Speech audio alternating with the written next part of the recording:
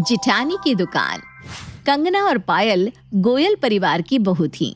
कंगना जिठानी थी और पायल देवरानी। कंगना स्वभाव में थोड़ी सीधी सादी और नरम दिल की थी, वहीं पायल बड़ी तेज तर्रार और चालाक किस्म की औरत थी। दिन के 24 घंटे में से 25 घंटे वो यही सोचने में बिता देती कि किस तरह चालाकी दिखाकर वो घर के काम और जिम्मेदारियों से दूर भाग सके।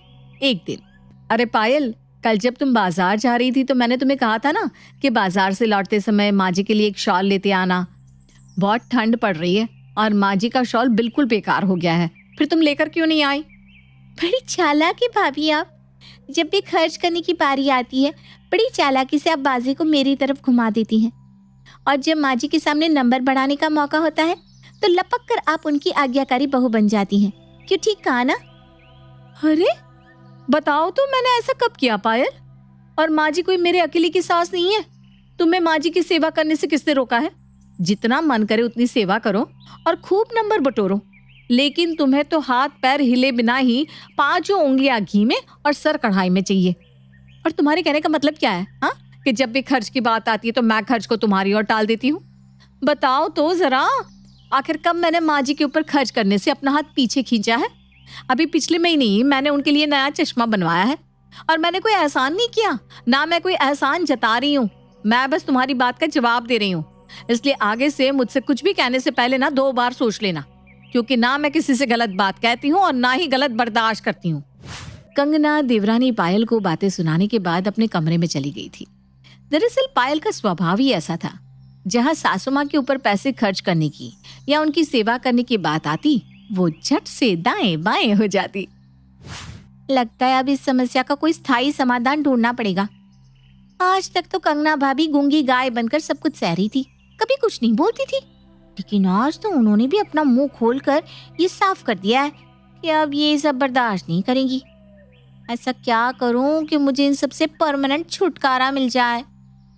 इससे पहले कि भाभी मुझे माँ जी का खर्च बांटने या काम करने का दबाव बनाए, मैं अपना रास्ता ही अलग कर लेती हूँ।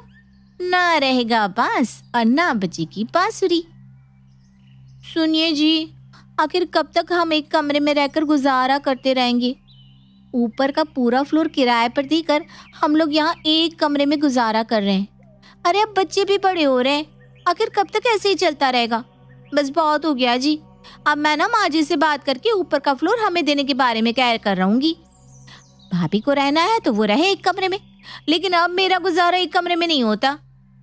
देखो पायल, तुम्हें जो करना है वो करो। मेरे पास तुम्हारे इस महाभारत को सुनने का समय नहीं है। मेरे पास और भी बहुत से काम रहते हैं। कम से कम घर आकर मैं सुकून से कुछ समय बिताना चाहता हूँ। तुम माँ से बात कर लो, फिर जैसा माँ कहे आपस में देख लेना। बस भगवान के लिए मुझे बीच में मत घसीटना। पति की तरफ से हरी झंडी मिलते ही पायल अगले ही दिन अपनी सास के पास पहुंच जाती है। माँ जी, जब तक बच्चे नहीं हुए थे हम लोग आराम से एक कमरे में रह लेते थे, लेकिन अब बच्चे भी बड़े हो रहे हैं, एक कमरे में मेरा काम नहीं चल रहा। आप ऊपर के फ्लोर से किराएदारों को हटा दीजिए ना, ऊपर का फ्लोर हम इस्तेमाल करेंगे। देखो तो, बड़ी बहू इतने सालों से एक कमरे में गुजारा कर रही है और तुझे सबसे पहले अलग होने की आग लगी है, और तुझे ही ऊपर का फ्लोर क्यों दे दूं? बड़ी बहू की भी तो इच्छा हो सकती है कि ऊपर वो रहे। कोई बात नहीं माँ जी, मैं बात को तूल देना नहीं चाहती। अगर पायल को ऊपर का फ्लोर चाहिए तो आप इसे दे दीजिए, मुझे कोई दिक्कत नहीं है, मैं नीचे ही रह लूंगी। आप तो ऊपर जाएंगी नहीं, इसलिए मैं तो आपके साथ नीचे ही खुश हूँ। जेठानी की बात सुनकर पायल के मन में तो खुशी के लड्डू फूटने लगते हैं। हाय, उसकी तो मुंह मांगी मुराद पूरी जो हो गई थी। ये हुई ना बात। अब माँ जी तो सीढ़ी चढ़ के ऊपर आ नहीं पाएंगी, और सीधी सी बात है, जहाँ माँ जी रहेगी वहीं उनके रिश्तेदार और मेहमान भी आएंगे। ऊपर रहने के तो फायदे ही फायदे हैं, न काम का झंझट न मेहमानों का। अब भाभी लगी रहेंगी अकेले मेहमानों की खातिरदारी में, कभी चाय बनाओ तो कभी नाश्ता लगाओ। तंग आ गई थी मैं तो, अब जाकर चैन की बंसी बजाऊंगी। जल्दी ही ऊपर के फ्लोर से किराएदारों को हटाने के बाद पायल ऊपर शिफ्ट हो जाती है। माँ जी, मैं ये सोच रही हूँ कि हमारा घर एकदम सड़क के किनारे है, अगर आगे वाले कमरे में हम दुकान खोले तो कैसा रहेगा? अरे ये तो तूने बहुत अच्छी बात सोची बेटा, लेकिन दुकान पर बैठेगा कौन? आप चिंता मत करिए माँ जी, घर का काम मैं सुबह जल्दी उठकर निपटा दिया करूंगी। उसके बाद मैं ही पूरा दिन दुकान पर बैठा करूंगी। और अगर दुकान चल जाएगी तो हमारी फाइनेंशियल कंडीशन में काफी सुधार आ जाएगा। ठीक है बेटा, मुझे कोई एतराज नहीं है, जैसा तुझे ठीक लगे। जल्दी ही जेठानी कंगना सामने वाले कमरे को दुकान में तब्दील करवा देती है और उसमें जनरल स्टोर का छोटा बड़ा सामान लाकर भर देती है। हाय, बड़ी चालाक निकली कंगना भाभी तो। इतने सालों से मैं नीचे रह रही थी, तब कभी इन्हें दुकान खोलने का आइडिया नहीं आया। मेरे ऊपर आती ही उन्होंने दुकान खोल ली। मेरी अकल भी पता नहीं कहाँ घास चरने पहुंची रहती है। मैं आज तक ये बात क्यों नहीं सोच पाई। जब से कंगना ने दुकान खोली थी, पायल का ध्यान बस दुकान पर ही लगा रहता था। वो दिन भर बालकनी में बैठकर दुकान पर आते जाते ग्राहकों की गिनती करती रहती थी। शैलेश, आपको कुछ पता भी है घर में क्या चल रहा है? अरे नीचे हमारे वाले कमरे में भाभी ने दुकान खोल ली है और आप तो बिल्कुल गूंगे बने रहते हो। आप कुछ बोल नहीं सकते थे क्या?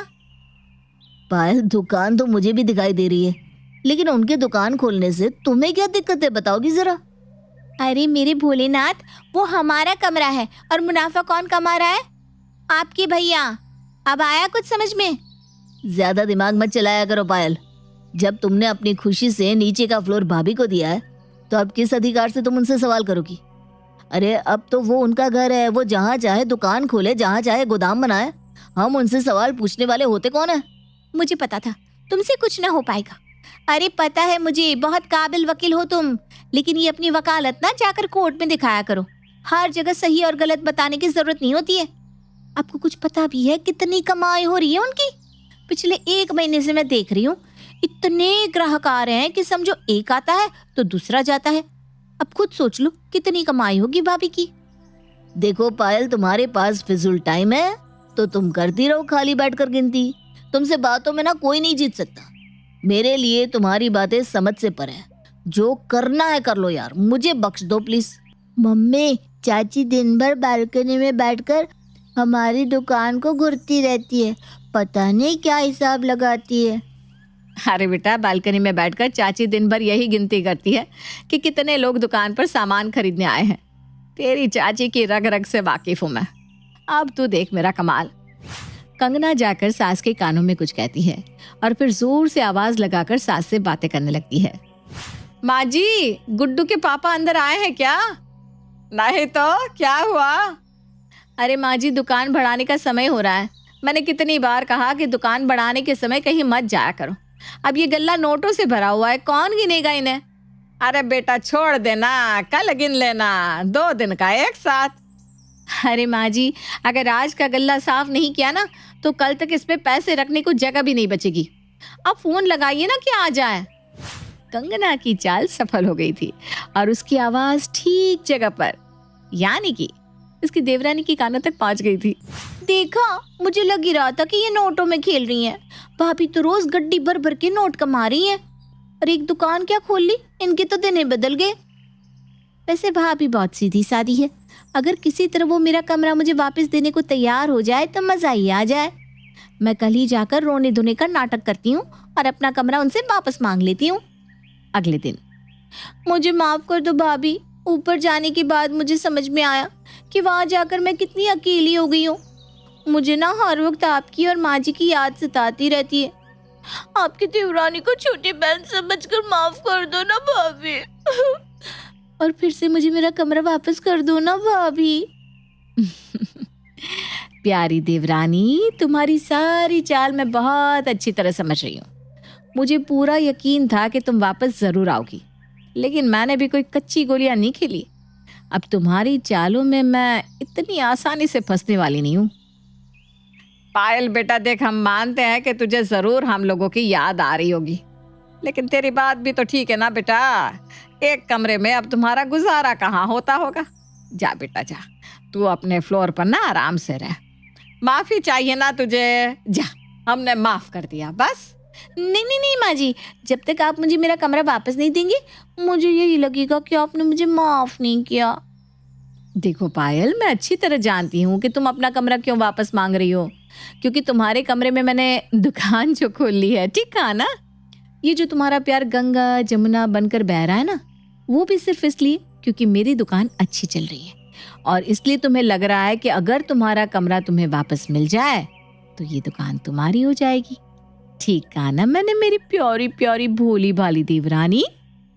अरे ये क्या बोलेगी, इसके मगरमच्छ के आंसू देखकर ही मैं पहचान गई थी कि ये जरूर दुकान वापस मांगने के लिए ही यहाँ आई है। क्या बोल रही थी तू? तुझे हमारी बहुत याद आ रही है? अरे इतने सालों से जब हमारे साथ रह रही थी तब तो कभी एक कप चाय बनाकर नहीं पिलाई। बढ़िया ही याद करने वाली। ठीक है, मान लिया कि मैं बहुत बुरी हूँ, लेकिन माँ जी मैं जैसी भी हूँ तो आपकी बहू ना। अब अगर मैं माफी मांग रही हूँ तो आपको भी तो बड़प्पन दिखाकर मुझे माफ कर देना चाहिए ना। मुझे तुझसे कोई बात ही नहीं करनी। मेरी पूजा का समय हो रहा है। तेरी ऐसी नाटकबाजी मैं पहले भी बहुत बार देख चुकी हूँ। अंजू के जाने के बाद कंगना कहती है, देखो पायल, जिस तरह से चालाकी दिखाकर तुम नीचे का काम और जिम्मेदारी मुझ पर थोप कर ऊपर भागी थी ना, उस हिसाब से तो तुम्हें वापस आने ही नहीं देना चाहिए। लेकिन फिर भी तुम इतनी जिद कर रही हो तो ठीक है, मुझे भी तुम्हारे ऊपर तरस आ गया है। और तुम्हें तो पता ही है मैं उतनी कठोर दिल नहीं हूँ। मेरा तो दिल ही इतना नरम है कि मैं किसी की आंखों में आंसू देख नहीं सकती। तुम ऐसा करो, तुम मेरे साथ दुकान में पार्टनर बन जाओ। भाभी ये हुई ना बात, मैं तैयार हूँ। तो ठीक है, अब से जो भी मुनाफा होगा उसमें से आधा मुनाफा मेरा। अरे जरा ठहरो ठहरो, इतनी भी क्या जल्दी है? आधा मुनाफा तुम्हारा नहीं, दुकान में जितना भी सामान भरा हुआ है ना वो सब मेरा ही है। इसलिए मुनाफा 70% मेरा और 30% तेरा। और हाँ, ये मुनाफा तुम्हें फ्री में नहीं मिलेगा, उसके लिए तुम्हें 20 लाख देने होंगे। क्या कहा? 20 लाख? 20 लाख किस बात के? क्यों? मेरे दुकान का किराया और हर महीने सामान भरवाने के बदले में तुम बस 20 लाख दोगी। फिर हर महीने तुम्हें बस प्रॉफिट मिलता रहेगा, खर्च की जिम्मेदारी मेरी। फिर मैं कोई हवा में तो बातें नहीं कर रही हूँ। 20 लाख रुपए में तुम्हें दुकान की 30% पार्टनरशिप मिल रही है। इससे अच्छा सौदा कहीं हो सकता है भला, जिसमें कि दुकान का सामान तो हमेशा मैं ही भरवाऊंगी। 30% तो बहुत कम है। अगर आप मुझे 50% देने को तैयार हो जाओ तो मैं 20 लाख देने के लिए तैयार हूँ। देखो पायल, नीचे बहुत काम पड़े हैं, बच्चों का, माँ जी का और आने जाने वाले मेहमानों का काम करने के बाद मेरे पास दुकान में बैठने के लिए बड़ी मुश्किल से ही समय बचता है। ठीक है, काम करो, आधा दिन दुकान में गल्ला तुम संभालो तो मैं 10% की पार्टनरशिप तुम्हें और देने के लिए तैयार हूँ। कुछ देर सोचने विचारने के बाद पायल 40% की पार्टनरशिप करने के लिए तैयार हो जाती है। अगले दिन पायल दुकान में गल्ले पर बैठी होती है, तभी सासू माँ की बहन अपने पोते पोतियों के साथ वहां आ जाती है।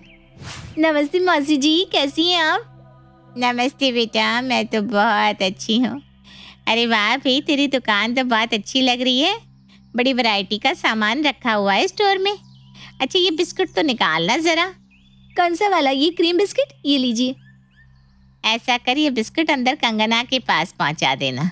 कहना चाय के साथ नाश्ते में यही बिस्किट दे दे और वो एक पैकेट काजू नमकीन भी दे देना। मौसी की बात सुनकर पायल का पारा 7वें आसमान पर पहुंच गया था। वाह भी वाह, ये क्या बात हुई? मेहमान बनकर आओ और दुकान का सामान मुफ्त में उड़ाओ।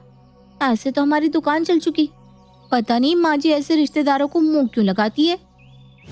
जाते समय मौसी जी एक बार फिर दुकान में आती है।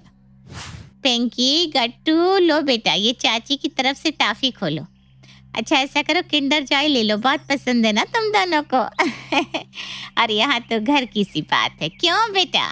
मौसी की बात सुनकर पायल का खून खौल रहा था, लेकिन बेचारी उनसे कुछ कह नहीं पाती। धीरे धीरे पूरा दिन बीतता जा रहा था, लेकिन दुकान पर कोई भी ढंग का ग्राहक नहीं आया था। कोई ग्राहक टॉफी खरीदने आता तो कोई एक साबुन, कोई चाय पत्ती ले जाता तो कोई बिस्किट का पैकेट।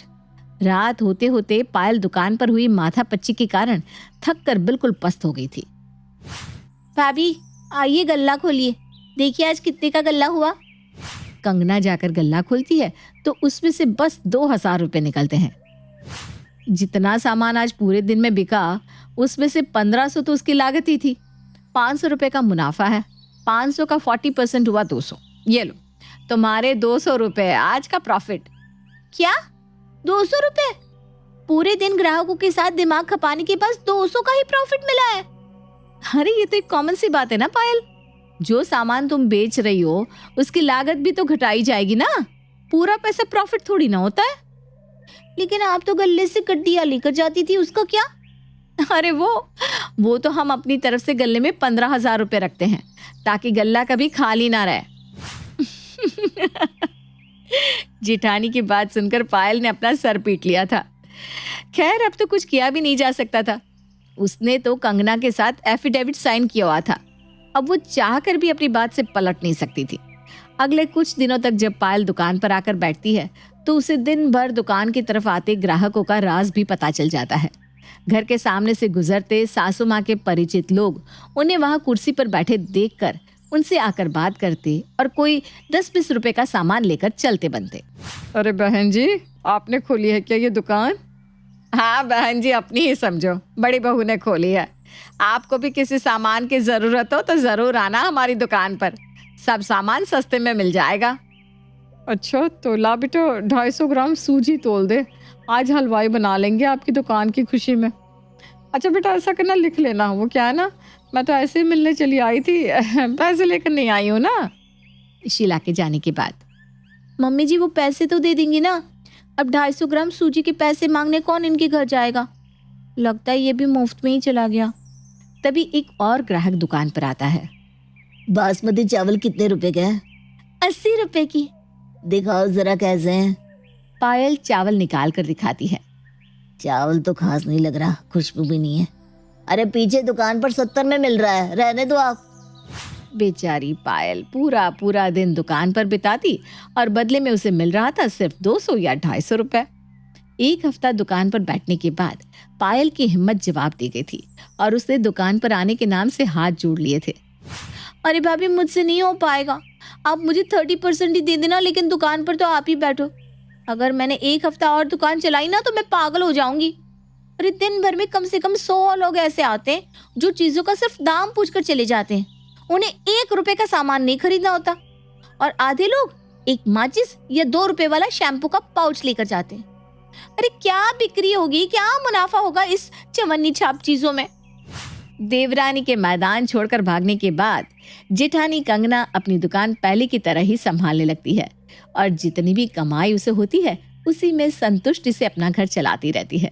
जबकि अपनी चालाकी के कारण फंसी बेचारी देवरानी 20 लाख रुपए देकर रोज खून के आंसू रोती है।